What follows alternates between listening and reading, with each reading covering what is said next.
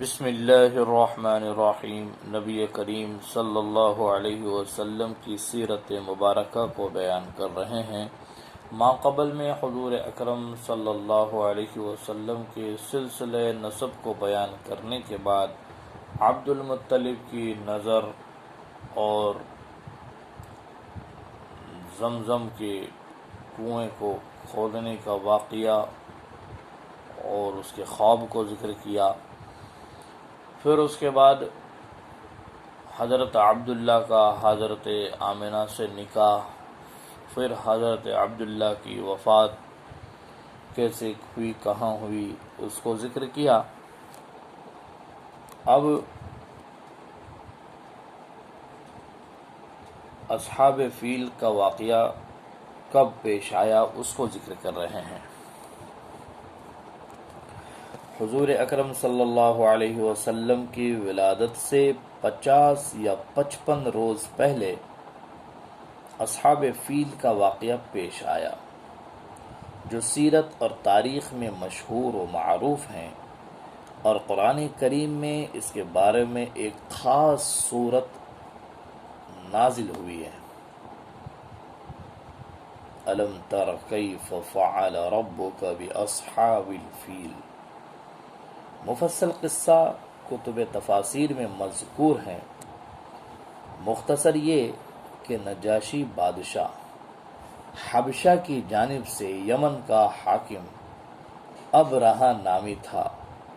جب اس نے یہ دیکھا کہ تمام عرب کے لوگ حج بیت اللہ کے لیے مکۃ المکرمہ جاتے ہیں اور خانہ کعبہ کا طواف کرتے ہیں، تو اس نے یہ چاہا کہ عیسائی مذہب کے نام پر ایک عالی شان عمارت بناؤں جو نہایت مکلف اور مرصع ہو، تاکہ عرب کے لوگ سادے کعبے کو چھوڑ کر اس مصنوعی پرتکلف کعبے کا طواف کرنے لگے۔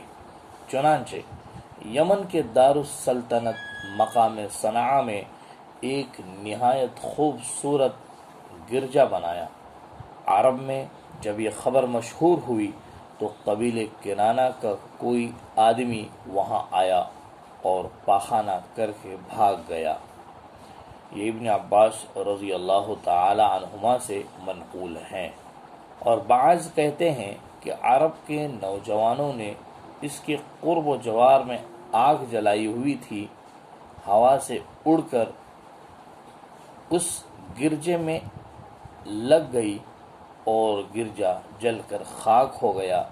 ابرہہ نے غصے میں آ کر قسم کھائی کہ خانہ کعبہ کو منہدم اور مسمار کر کے سانس لوں گا۔ اسی ارادے سے مکے پر فوج کشی کی۔ راستے میں جس عرب کے قبیلے نے مزاحمت کی اس کو طے کیا، یہاں تک کہ مکہ مکرمہ پہنچا۔ لشکر اور ہاتھی بھی ہمراہ تھے۔ اطراف مکہ میں اہل مکہ کے مویشی چڑھتے تھے۔ ابرہہ کے لشکر نے وہ مویشی پکڑے جن میں 200 اونٹ حضور اکرم صلی اللہ علیہ وسلم کے جد امجد عبد المطلب کے بھی تھے۔ اس وقت قریش کے سردار اور خانہ کعبہ کے متولی عبد المطلب تھے۔ جب ان کو ابرہہ کی خبر ہوئی تو قریش کو جمع کر کے کہا کہ گھبراؤ مت، مکہ کو خالی کر دو، خانہ کعبہ کو کوئی منہدم نہیں کر سکتا، کوئی نہیں گرا سکتا، یہ اللہ کا گھر ہے، وہ خود اس کی حفاظت کرے گا۔ بعد ازاں عبد المطلب چند رؤسائے قریش کو لے کر ابرہہ سے ملنے گئے۔ اندر اطلاع کرائی۔ ابرہہ نے عبد المطلب کا نہایت شاندار استقبال کیا۔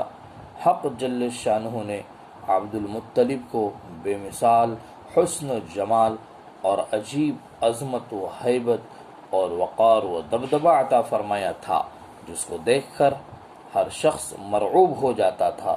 ابرہہ عبد المطلب کو دیکھ کر مرعوب ہو گیا اور نہایت اکرام اور احترام کے ساتھ پیش آیا۔ یہ تو مناسب نہ سمجھا کہ کسی کو اپنے تخت پر اپنی برابری میں بٹھلائیں۔ البتہ ان کے اعزاز و اکرام میں یہ کیا کہ خود تخت سے اتر کر فرش پر زمین پر ان کو اپنے ساتھ بٹھایا۔ درمیان گفتگو میں عبد المطلب نے اپنے اونٹوں کی رہائی کا مطالبہ کیا۔ ابرہہ نے تعجب سے پوچھا، کہا بڑے تعجب کی بات ہے کہ تم نے مجھ سے اپنے اونٹوں کے بارے میں کلام کیا، اور خانہ کعبہ جو تمہارا اور تمہارے آبا و اجداد کا دین اور مذہب ہیں اس کے بارے میں تم نے کوئی حرف نہیں کیا۔ عبد المطلب نے جواب دیا، انا رب الابل، میں اونٹوں کا مالک ہوں، میں اونٹوں کا مالک ہوں، اور خانہ کعبہ کا مالک اللہ ہے۔ میں اونٹوں کا مالک ہوں، اس لیے میں نے اونٹوں کا سوال کیا، اور کعبے کا مالک اللہ ہے، وہ خود اپنے گھر کو بچائے گا۔ ابرہہ نے کچھ سکوت کے بعد عبد المطلب کے اونٹوں کے واپس کر دینے کا حکم دیا۔ عبد المطلب اپنے اونٹ لے کر واپس آ گئے اور قریش کو حکم دیا کہ مکہ خالی کر دے، اور تمام اونٹوں کو خانہ کعبہ کی نظر کر دیا، اور چند آدمیوں کو اپنے ہمراہ لے کر خانہ کعبہ کے دروازے پر حاضر ہوئے کہ سب گڑ گڑا کر دعائیں مانگے۔ عبد المطلب نے خوب رو رو کر دعائیں مانگی۔ عبد المطلب دعا سے فارغ ہو کر اپنے ساتھیوں کے ساتھ پہاڑ پر چڑھ گئے، اور ابرہہ اپنا لشکر لے کر خانہ کعبہ کے گرانے کے لیے آگے بڑھا۔ یکایک بحکم خداوندی چھوٹے چھوٹے پرندوں کے غول نظر آئے۔ ہر ایک کی چونچ اور پنجوں میں چھوٹی چھوٹی کنکریاں تھی جو دفعتاً لشکر پر ایک ساتھ برسنے لگی۔ خدا کی قدرت سے وہ کنکریاں گولی کا کام دے رہی تھی، سر پر گرتی تھی اور نیچے نکل جاتی تھی۔ جس پر وہ کنکری گرتی تھی وہ ختم ہو جاتا تھا۔ غرض یہ کہ اس طرح ابرہہ کا لشکر تباہ و برباد ہو گیا۔ ابرہہ کے بدن پر چیچک کے دانے نمودار ہوئے، جس سے اس کا تمام بدن سڑ گیا، اور بدن سے پیپ اور خون بہنے لگا۔ یکے بعد دیگرے ایک ایک عضو اس کا کٹ کٹ کر گرتا جاتا تھا۔ بالآخر اس کا سینہ پھٹ گیا اور دل باہر نکل آیا، اور اس کا دم آخر ہوا۔ جب سب مر گئے تو اللہ تعالی نے ایک سیلاب بھیجا جو سب کو بہا کر دریا میں لے گیا۔ قرآن کریم میں اللہ نے فرمایا، فَقُطِعَ دَابِرُ الْقَوْمِ الَّذِينَ ظَلَمُوا وَالْحَمْدُ لِلَّهِ رَبِّ الْعَالَمِينَ۔ یہ مختصر